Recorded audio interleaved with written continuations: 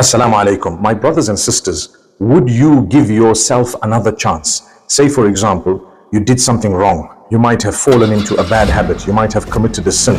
You might have tried out some drugs. May Allah protect all of us. You might have done something really that you're not proud of, fallen really badly.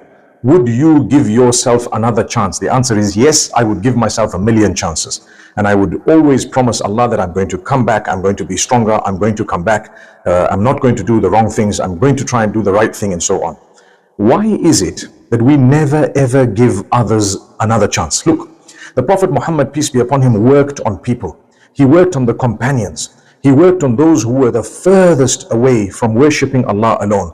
He worked on those who hated his guts, who swore him, who really mocked at him, who did so many nasty things. He worked on those who went to war with him. He actually worked very hard. He prayed for them. He kept trying with them. And he won. He won in most cases. And this was a miracle, something that we are taught. When you see someone who's dropped, when you see someone who's done something nasty, it is not the end of that person's life. That is so unfair. Number one, you don't even know what exactly might have happened in their life. Social media is false. Social media does not give you the right picture in most of the cases. A very small bit of it would probably be true. For us, we need to realize, are you prepared as a father to work on your children? In many cases, people would say, yes, I am, I would.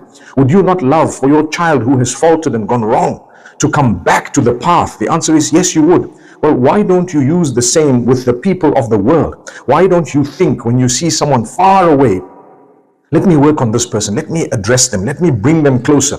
Why is it that we don't even want others to work on people? If you have a criminal, for example, is it that because they were criminal once in their lives, they will remain that way right to the end? That's not fair. We have something known as correctional services in many countries. That's what they call the prisons. And that's what they call the jails and so on, correctional services, because the idea is to correct them and reintroduce them in society. This person has a right to live. They have a right to be corrected and to have another chance and another one perhaps, obviously depending on the magnitude of what has happened. That's a statement, because if it's a murder or something else, perhaps there are stricter rules. But in our case, there is one major flaw we need to work on, and that is we simply do not give anyone another chance. That's it, it's the end, they bad, because of one thing we did not understand that they did. That's crazy, that's crazy.